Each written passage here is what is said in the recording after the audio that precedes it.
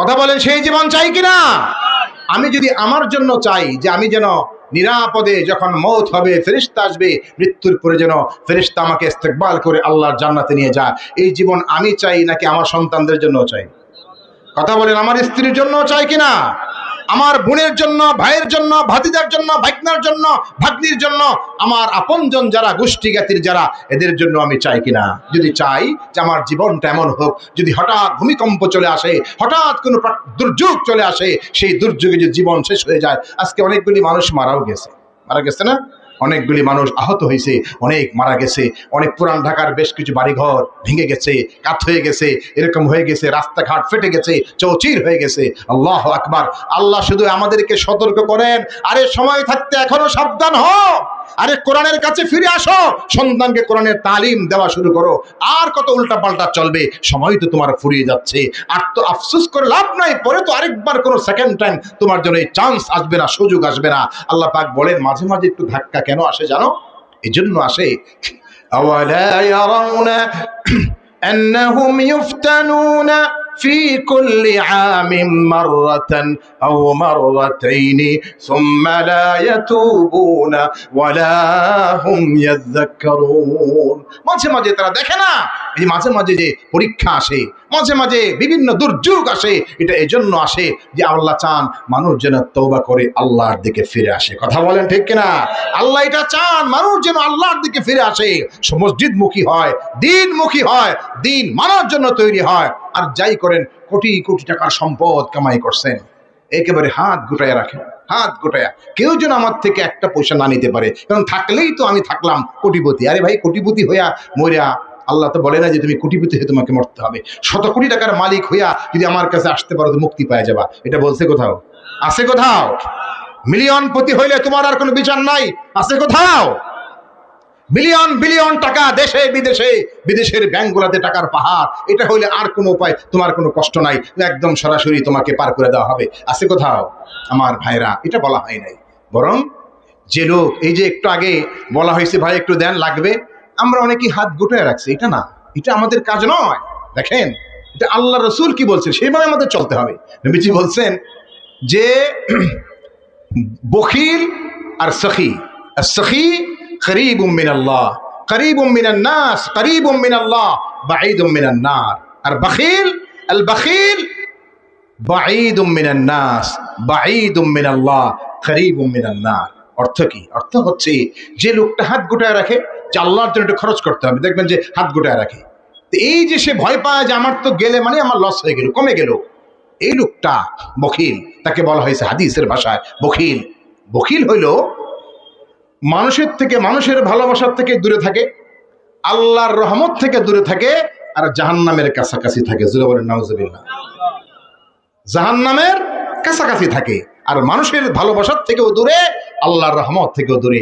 আর যে ব্যক্তি সখী, দানশীল, করিবুম মিনান নাস করিবুম মিনাল্লাহ বাঈদুম মিনান নার, ওই লোকটা মানুষের ভালোবাসা পায়, মানুষেরও কাছাকাছি থাকে, আল্লাহর রহমতের কাছাকাছি থাকে, আর জাহান্নাম থেকে দূরে থাকে।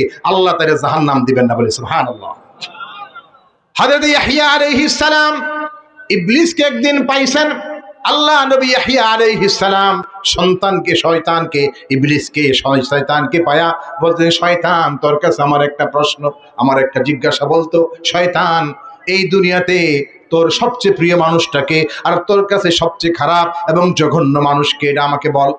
ইবলিস বলে, আমার কাছে সবচেয়ে প্রিয় মানুষ হইল ওই মানুষটা, যে মানুষটা হলো বখিল, এমনি খুব ইবাদত করে, আবিদ, আবিদুন বখিল, ইবাদত করে, নফল পড়ে, তাসবিহ তাহলিল করে, অনেক ছোট ছোট ইবাদত বন্দেগী করে, কিন্তু এত বখিল, এত বখিল, আল্লাহর জন্য, ভালো কাজে, দিনের কাজে, ইমানের কাজে, আত্মীয় স্বজনের জন্য, প্রতিবেশীর জন্য, এতিম অনাথের জন্য তার হাত কখনো খোলে না, সব সময় কঠিন ভাবে চলে, এমনি তাসবিহ তাহলিল নিয়ে ব্যস্ত আছে, কখন কোন সময় কিনা করবে ছোটখাটো নফল ইবাদত, এটার দিকে খুব মনোযোগ। কিন্তু টাকা যদি বলা হয় যে একটু লাগবে, এখানে সে এক মুহূর্তের জন্য ছাড় দিতে রাজি না। ইবলিস বলে, এই যে বখিলটা নফল ইবাদত করে আর বখিল সে, এইটা আমার খুব প্রিয়। উনি জিজ্ঞেস করছেন কেন? বখিল তোর প্রিয় কারণটা কি? ইবলিস বলে যে হে যতই নফল টফল তসবিহ তাহলিল যাই করুক না কেন, এই যে বুখুল তার ভিতরে আছে, এই যে এত মারাত্মক রকমের বখিলিপনা তার মধ্যে, এমন এক কৃপণতার মারাত্মক বদ একটা গুণ, মারাত্মক খারাপ একটা গুণ তার ভিতরে আছে, খারাপ একটা স্বভাব তার ভিতরে আছে, এইটার কারণে এক বখিলি এই কৃপণতা তার জাহান্নামে যাওয়ার জন্য যথেষ্ট হবে। এই জন্য তার পিছনে আমার কোনো মেহনত করা লাগবে না, আমি তার উপর খুব খুশি আছি। নাউজুবিল্লাহ বলেন। এবার বলছে আচ্ছা তোর কাছে সবচেয়ে খারাপ মানুষকে? ইবলিস বলে আমার দৃষ্টিতে আমার কাছে সবচেয়ে খারাপ মানুষটা হইলো ওই মানুষটা যে মানুষটা ফরজ নামাজগুলি আদায় করে সময় মতো, এত বেশি নফল পড়ার সময় পায় না, আওয়াবিন, চাষ, ইশরাক, এরপরে তাহাজ্জুদ এগুলি পড়ার সময় পায় না, এত বেশি তাসবিহ তাহলিল পড়ারও সময় পায় না, ফরজগুলি আদায় করে। আর সময় আসলেই যখনই হুজুর ডাক দেয়, ইমাম সাহেব বলেন, কোনো আলেম বলেন, কোনো দিনদার মানুষ তাকে বলেন, ভাই চলো আমরা মিলে এই ভালো কাজটা করি, চলো আমরা এই গরিব মানুষকে সাহায্য করি, চলো আমরা এতিমদেরকে একটু সহায়তা করি, চলো ভাই অসুস্থ মানুষটার জন্য সহায়তা করি, চলো ভাই আমরা একটা মসজিদের কাজে একটু সহায়তা করি, চলো ভাই একটা দিনই কাজ হবে, মাদ্রাসা চলবে, আল্লাহর কোরআনের তালিম হবে, এখানে একটু খরচ করি। এই লোক বলে লাব্বাইক হুজুর, আমার নামটা সবার আগে লিখে দেন। আল্লাহু আকবার। ইবলিস বলে এটা হলো আমার কাছে সবচেয়ে জঘন্য, সবচেয়ে খারাপ। ইয়াহইয়া আলাইহিস সালাম জিজ্ঞেস করছেন, আচ্ছা ইবলিস এই লোক খারাপ কারণ কি? তোর কাছে এই লোক এত খারাপ কেন? সে বলে আমার কাছে খারাপ এই জন্য, এই লোক ফরজ নামাজ আদায় করে আর অনেক বেশি দানশীল। এই মানুষটা যদিও সে গুনাহগার, অনেক সময় গুনাহ করে ফেলে, অনেক ছোটখাটো পাপ করে ফেলে, ভুল ত্রুটি করে ফেলে, এত বেশি নফল ইবাদত করার সময় পায় না, কিন্তু আল্লাহর পথে খরচ করে, দান করে। এই দানের যে মহৎ এই গুণ তার ভিতরে, এই যে মহান এক বৈশিষ্ট্য তার ভিতরে আছে, আমার বিশ্বাস, আমার মনে হয় আল্লাহ এই গুণটা থাকার কারণে আল্লাহ তার ভুল ত্রুটিগুলি ক্ষমা করিয়া আল্লাহ তার জান্নাত দেয়া দিবে। তাহলে আমার সব চেষ্টাই তো ব্যর্থ হয়ে গেল, আমি তো চাই জাহান্নামে নিতে, এ তো জাহান্নামে যাইবে না, চলে যাবে জান্নাতে। এই জন্য আমার কাছে সবচেয়ে খারাপ মানুষ হলো সেটা। সুবহানাল্লাহ। তাহলে বোঝা গেল সখীকে ভালোবাসেন কে? আর সখীকে অপছন্দ করে হলো ইবলিস। আমরা কি আল্লাহর পছন্দের হব নাকি ইবলিসের? কার?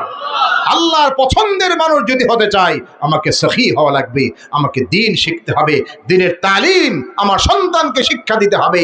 আর এইভাবেই যদি আমরা সমাজটা করতে পারি, আর কোনো কষ্ট থাকবে না, মানুষে মানুষে ভেদাভেদ থাকবে না, মানুষে মানুষে আসে বৈষম্য থাকবে না, মানুষে মানুষে ভুল বুঝাবুঝি থাকবে না, এত শত্রুতা থাকবে না, ছোটখাটো কিছু হয়ে গেলে আবার আপোষ করে নিয়ে একটা সুন্দর সমাজ, সুন্দর জীবন গড়ে উঠবে।